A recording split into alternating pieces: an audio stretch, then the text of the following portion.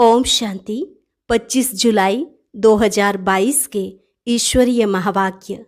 पहले सुनते हैं मुरली के मुख्य पॉइंट्स। बाबा ने कहा, मैं ज्ञान का सागर हूँ और तुम ज्ञान सागर से निकली हुई नदियाँ। बाप तुमको जब ज्ञान अमृत पिलाते हैं तब तुम स्वर्ग में चले जाते हो। वैसे बाप सुख का सागर, प्यार का सागर भी है। तभी तो कहते आए हो, तेरी एक बूंद के प्यासे हम। लेकिन वास्तव में प्यार पिलाया नहीं जाता, किया जाता है। पतित पावन बाप तुमको कहते हैं, बच्चे अब पवित्र बनो तो तुमको राज तिलक मिलेगा। पतित भ्रष्टाचारी से पावन श्रेष्ठाचारी बनने वालों को ही राजाई मिलती है। ज्ञान सागर बाप ही आकर तुमको पवित्रता का कंगन बांधते हैं। यह बात है संगम की। रियलिटी में जो होता है उनका ही फिर यादगार मनाया जाता है। फिर बाबा ने कहा, मेरे को याद करने से तुम्हारे पास्ट के विकर्म विनाश हो जाएंगे और आगे भी कोई विकर्म नहीं होंगे, क्योंकि फिर तुम पवित्र ही रहेंगे। यह सबको समझाना चाहिए कि राखी बंधन है ही पवित्रता की निशानी। तुम इस काम शत्रु को जीतो तो पवित्र बन जाएंगे। जो ब्रह्मा मुख वंशावली हैं, वह जरूर कमल फूल समान ग्रस्त व्यवहार में रहते पवित्र बन बाप को याद करते रहेंगे। फिर वही उच्च पद पाते हैं। और लास्ट में बाबा ने कहा, अब पवित्र बन मुझे याद करो। तुम्हारे विकर्म विनाश होने का और कोई उपाय नहीं है। अगर सजाएं खाएंगे तो राजाई पद भी नहीं मिलेगा। जो योग में रहे विकर्माजीत बनेंगे, वही विकर्माजीत राजा बनेंगे। और अब सुनते हैं महावाक्यों को विस्तार से। मुरली का सार। मीठे बच्चे, पवित्रता का कंगन बांधो तो तुम्हें राज तिलक मिल जाएगा। पावन बनने की प्रतिज्ञा करो। प्रश्न, तुम बच्चों को अभी किस बंधन में बंधना है? उत्तर, बाप को याद करने का बंधन। इस बंधन में बंधने से तुम्हारे सब विकर्म विनाश हो जाएंगे और आगे विकर्म करने से बच जाएंगे। आत्मा पावन बन जाएगी। दूसरा प्रश्न, भक्ति मार्ग का फैशन क्या है? उत्तर, बर्थडे, जयंती आदि मनाना यह भक्ति मार्ग का फैशन है। परंतु इससे फायदा कुछ भी नहीं, क्योंकि जिनकी जयंती मनाते हैं उनको यथार्थ रीति जानते भी नहीं हैं। गीत, तू प्यार का सागर है, तेरी एक बूंद के प्यासे हम। ओम शांति। अब गीत बच्चों ने सुना। यह जो कुछ बनाया है भक्ति मार्ग वालों ने ही बनाया है। जब भारत श्रेष्ठाचारी पूज्य था तो कोई भी भक्ति मार्ग का चिन्ह नहीं था। न वेद शास्त्र, न तप तीर्थ, दान पुण्य कुछ भी नहीं होता था। ये सब भक्ति मार्ग में निकले हैं। गीत में पहले पहले कहते हैं, तू प्यार का सागर है। जब एक बूंद पिलाते हैं तब हम यहाँ से पावन दुनिया में चले जाते हैं। परंतु प्यार पिलाया नहीं जाता, प्यार किया जाता है। ज्ञान अमृत पिलाते हैं। बाबा है भी ज्ञान का सागर। इतनी नदियाँ जो निकलती है उनका क्रिएटर कौन है? जरूर कहेंगे सागर है। उनसे ही सब नदियाँ निकलती हैं। तो ज्ञान का सागर परम पिता परमात्मा ठहरा। उनसे तुम ज्ञान गंगाएं निकलती हो। भले उनकी महिमा है, वह प्रेम का सागर, सुख का सागर है। जब तुम ज्ञान पिलाते हो तब हम स्वर्ग में चले जाते हैं, सद्गति को पा लेते हैं। बाप कहते हैं, मुझ ज्ञान सागर को याद करो तो तुम्हारे विकर्म विनाश होंगे, पावन बन जाएंगे। यह पहले पहले कौन सुनता है? यह गुप्त बात हुई ना। गाते भी हैं, तुम मात पिता। पिता तो है, परंतु उन्हें माता क्यों कहा जाता है? पिता तो ठीक है, अब माता किसको कहें? पहले ज्ञान अमृत कौन पीता है? वह आकर प्रवेश करते हैं, ज्ञान सुनाते हैं, तो पहले कौन सुनेगा? जरूर यह ब्रह्मा। तो यह माता हो गई, इनके कान पहले सुनते हैं। वास्तव में शरीर माता का नहीं है, तो माता कहाँ से लाए? इसलिए गाया हुआ है जगदम्बा सरस्वती। सरस्वती को सितार है, वह है ब्रह्मा कुमारी। कुमारी की महिमा बहुत है, ब्रह्मा की इतनी महिमा नहीं है। इतने मेले नहीं लगते जितने जगदम्बा के मेले लगते हैं। जो ज्ञान ज्ञानेश्वरी है, उस पर ज्ञान का कलश रखते हैं। ज्ञान सागर वह है, उनको ही पतित पावन कहा जाता है। पतित है कलयुगी दुनिया, पावन है सतयुगी दुनिया। सतयुग में है लक्ष्मी नारायण का राज्य। अब उन्हें यह राजाई का तिलक कैसे मिला?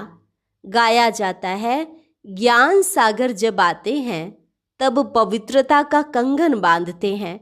बहन मुख्य गिनी जाती है, जो बैठ बहन और भाइयों को राखी बांधती है। पतित पावन बाप कहते हैं, तुम पवित्र बनो तो तुमको राज तिलक मिलेगा। यह बात है संगम की। जबकि मनुष्य पुकारते हैं, पतित पावन आओ, यहाँ तो राजाई है नहीं। बाप कहते हैं, तुम पतित भ्रष्टाचारी से पावन श्रेष्ठाचारी बनेंगे तो राजाई का तिलक तुमको मिलेगा। तिलक कोई दिया नहीं जाता है, यह तो समझाया जाता है। पतित दुनिया में तो है ही पतित का पतित पर राज्य। अब पावन बनने की प्रतिज्ञा करो। प्रतिज्ञा अक्षर भी कहने में आता है, लेकिन है ज्ञान की बात। बच्चे जानते हैं हम पतित पावन ज्ञान सागर बाप के बच्चे बने हैं, तो जरूर हमको पावन बनना होगा। बाकी तो रक्षाबंधन के दिन राखी बांधने व तिलक देने का सवाल नहीं उठता है। तुम तिलक कहाँ देते हो? भक्ति मार्ग में रस्म निकाल दी है, अर्थ तो कुछ भी समझते नहीं है। राज तिलक कब और किसको मिला, यहाँ तो है सारी ज्ञान की बात। तो तुमको जाकर समझाना है, यह तुम ब्राह्मणों का काम है। वह जो बहन भाइयों को राखी बांधती है, परंतु वह खुद पवित्र थोड़े ही रहती है। पहले कुमारी है तो पावन है, फिर पतित बन पड़ती है। माताएं कन्याएं दोनों राखी बांधने जाती हैं, तो क्या दोनों पवित्र हैं? माता तो है ही अपवित्र, तो अपवित्र को अपवित्र राखी बांधे तो फायदा कुछ भी नहीं होता। रियलिटी में जो होता है उनका फिर यादगार मनाया जाता है। जैसे कृष्ण जयंती हो गई, फिर बाद में बैठकर मनाते हैं। यादगार अथवा बर्थडे मनाना यह तो एक फैशन पड़ गया है, इसमें तो कुछ फायदा नहीं सिवाय खर्चे के। शिव जयंती मनाते हैं अर्थात बर्थडे मनाते हैं, परंतु उन्हों को तो कुछ पता नहीं है शिवरात्रि व शिव जयंती रियल में कब हुई थी। रियलिटी से फायदा होता है, अनरियलिटी से नुकसान ही होता है। यह है ही झूठी दुनिया। राखी उत्सव भी झूठा मनाते हैं, वास्तव में है पवित्रता की बात। पवित्रता की ही प्रतिज्ञा की जाती है। यह तो अभी शुरू हुआ है। पहले तो यह भी नहीं जानते थे कि पतित पावन कौन है, वह कैसे आकर राखी बांधते हैं। तो तुम कभी पतित नहीं बनना। तुम भी सबको यही कहते हो, आज से प्रतिज्ञा करो, हम पावन बनाने वाले बाप से स्वर्ग का स्वराज्य लेंगे, पावन जरूर बनेंगे। पतित बनाने वाले रावण की सेना बड़ी तंग करती है। बाप कहते हैं, अब तुम मेरी याद से पावन बनते जाएंगे, विकर्म भस्म होंगे। भगवान उवाच, मामेकम याद करो, तो इस योग अग्नि से तुम पवित्र बनोगे। इसमें तो राखी की कोई बात ही नहीं। पतित पावन बाप कहते हैं, मेरे को याद करने से तुम्हारे पास्ट के विकर्म विनाश हो जाएंगे और आगे भी कोई विकर्म नहीं होंगे, क्योंकि तुम पवित्र ही रहेंगे। तुम कितना अच्छी रीति समझाते हो। ब्रह्मा कुमार अथवा कुमारियां, पुरुष भी तो ब्रह्मा कुमार है ना। महिमा माता को दे दी है। माता गुरु तो एक हो भी नहीं सकती। यह प्रवृत्ति का मार्ग है। त्योहार जो मनाते आते हैं वे अंधश्रद्धा से कर लेते हैं, पैसा कमाने के लिए। आगे ब्राह्मण लोग तो एक ही किस्म की राखी ले जाते थे, मेल फीमेल सबको बांधते थे, एक पैसा मिल जाता था। कोई साहूकार आना दो आना देते थे। कोई बड़ा साहूकार होता था तो 1 रुपया देते थे। अभी क्या कर दिया है, बहन राखी बांध तिलक देती है, फिर भाई बहन को अच्छी खर्ची देते हैं, गिन्नी भी देंगे, 50 रुपया भी दे देते हैं। रस्म ही बदल गई है ब्राह्मण का काम। तुम तो हो सच्चे ब्राह्मण मुख वंशावली, वह तो है कुख वंशावली। तुम ब्राह्मण ही देवता बनते हो। ब्राह्मण बन फिर पावन बनना शुरू करते हो। पतित पावन है ही एक बाप। अब कन्या राखी बांधने जाती है, फिर अगर जाकर अपवित्र बनती है तो तिलक तो गुम हो जाता है, राजाई मिलती नहीं। यहाँ तो परम पिता परमात्मा ऑर्डिनेंस निकालते हैं कि जो पवित्र बनेंगे वह पवित्र दुनिया के मालिक बनेंगे। पावन तो सिर्फ तुम बनते हो। तो तुमको पहले पहले यह समझाना चाहिए कि राखी बंधन है ही पवित्रता की निशानी। तुम इस काम शत्रु को जीतो तो तुम पवित्र बन जाएंगे। मुझे याद करते रहो। याद का बंधन बड़ा कड़ा है, क्योंकि जन्म जन्मांतर के पापों का बोझा सिर पर है। यह बाप ही समझाते हैं कि सतयुग से त्रेता तक तुम पवित्र थे, पवित्र स्वराज्य था। वह कैसे स्वराज्य पाया? यह ड्रामा का चक्र इस रीति फिरता रहता है। पतित पावन बाप ने आकर सबको कहा है कि पवित्र बनो। जो ब्रह्मा मुख वंशावली हैं, कमल फूल समान गृहस्थ व्यवहार में रह पवित्र बन बाप को याद करते हैं, वही उच्च पद पाते हैं। 5000 वर्ष पहले भी ऐसे हुआ था, अब भी होना है।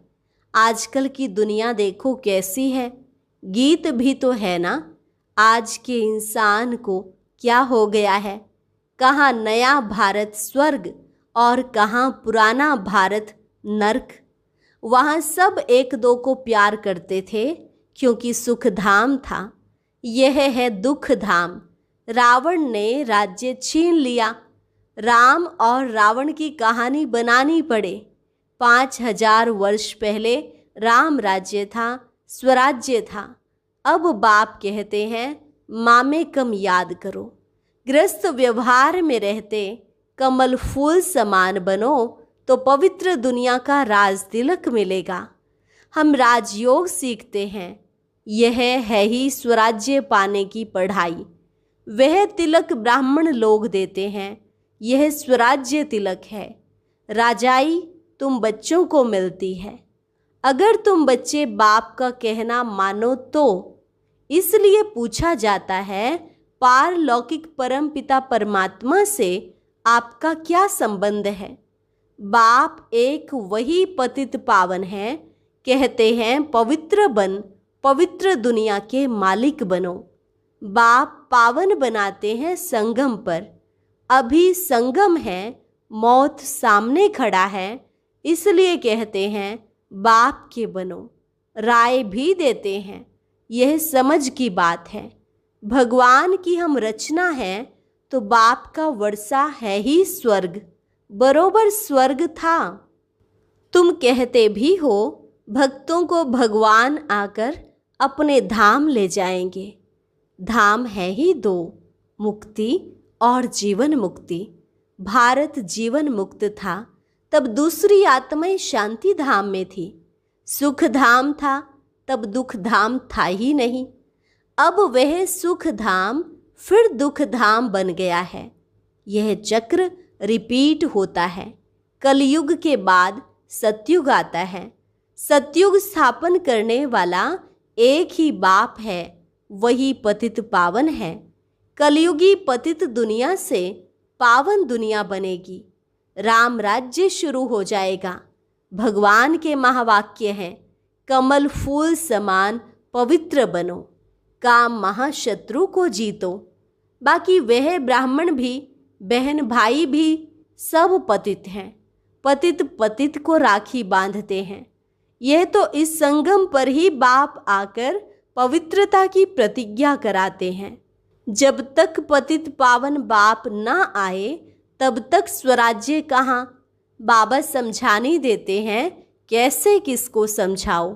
बोलो, पहले तुम कहते हो पतित पावन आओ, यह किसको कहते हो। गाते भी हो तुम मात पिता हम बालक तेरे, यह किसकी महिमा करते हो। जरूर भगवान ही ठहरा, उनको ही पतित पावन कहा जाता है। वह जब आए तब प्रतिज्ञा कराए पवित्रता की। दूसरी बात, तुम्हारे ऊपर जन्म जन्मांतर का बोझा है। आधा कल्प से रावण राज्य होता है। दिन प्रतिदिन दुखी पतित होते होते एकदम भ्रष्टाचारी हो गए हो। आयु भी छोटी हो गई है। अकाले मृत्यु भी होता रहता है। भोगी भी बन पड़े हो। सतयुग में योगी थे। घर गृहस्थ में रहते हुए उन्हों को कहा जाता है सर्वगुण संपन्न वॉइसलेस वर्ल्ड। प्रवृत्ति मार्ग तो है ना, राज्य करते होंगे, शादियां आदि भी होती होंगी। वह है पावन राज्य। पतित पावन बाप पतित दुनिया को पावन कैसे बनाते हैं, वह बैठ समझो। राखी भी पवित्रता की बांधी जाती है। वंदे मातरम कहा जाता है ना। कन्या भी माता बनती है। यहाँ कन्या माता पुरुष सब पतित से पावन बनते हैं। पतित पावन बाप आकर पवित्रता की प्रतिज्ञा कराते हैं कि मन मना भव, पवित्र बन और मुझे याद करो। तुम्हारे विकर्म विनाश होने का और कोई उपाय नहीं है। सजाएं खाएंगे तो राजाई पद भी नहीं मिलेगा। जो योग में रहे विकर्माजीत बनेंगे, वही विकर्माजीत राजा बनेंगे। विकर्माजीत का संवत 1 से 2500 वर्ष तक, फिर विक्रम राजा का संवत 2500 वर्ष से 5000 वर्ष तक। मनुष्य संवत को नहीं जानते। विकर्माजीत बादशाही सतयुग त्रेता में चलती है। उनको लाखों वर्ष दे दिए हैं और विकर्म संवत को 2000 वर्ष दे दिए हैं। वास्तव में आधा उनका होना चाहिए। ये सब बातें समझने की हैं। पहली बात है, पतित पावन कौन है। पतित मनुष्य ही उनको याद करते हैं, पावन याद नहीं करते हैं। वहाँ है ही सुख तो याद नहीं करते। अच्छा, मीठे मीठे सिक्के लधे बच्चों प्रति माता पिता बाप दादा का याद प्यार और गुड मॉर्निंग। रूहानी बाप की रूहानी बच्चों को नमस्ते। रूहानी बच्चों की रूहानी बाप दादा को नमस्ते नमस्ते, गुड मॉर्निंग। शुक्रिया बाबा, शुक्रिया। धारणा के लिए मुख्य सार, योग में रहकर विकर्माजीत बनना है। विकर्मों पर जीत पाने से ही विकर्माजीत राजा बनेंगे। स्वयं को स्वयं ही स्वराज्य तिलक देना है। पवित्र बन पवित्रता की राखी सबको बांधनी है। कमल फूल समान रहना है।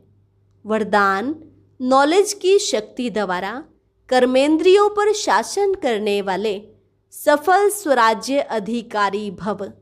नॉलेज की शक्ति द्वारा कर्मेंद्रियों पर शासन करने वाले सफल स्वराज्य अधिकारी भव। रोज अपने सहयोगी सर्व कर्मचारियों की राज्य दरबार लगाओ और चेक करो कि कोई भी कर्मेंद्रिय व कर्मचारी से बार बार गलती तो नहीं होती है, क्योंकि गलत कार्य करते करते संस्कार पक्के हो जाते हैं। इसलिए नॉलेज की शक्ति से चेक करने के साथ साथ चेंज कर दो, तब कहेंगे सफल स्वराज्य अधिकारी। ऐसे स्वराज्य चलाने में जो सफल रहते हैं, उनसे संपर्क में आने वाली सर्व आत्माएं संतुष्ट रहती हैं। वे सर्व की शुक्रिया के पात्र बन जाते हैं। स्लोगन: हर समय करन करावनहार बाबा याद रहे तो मैंपन का अभिमान आ नहीं सकता।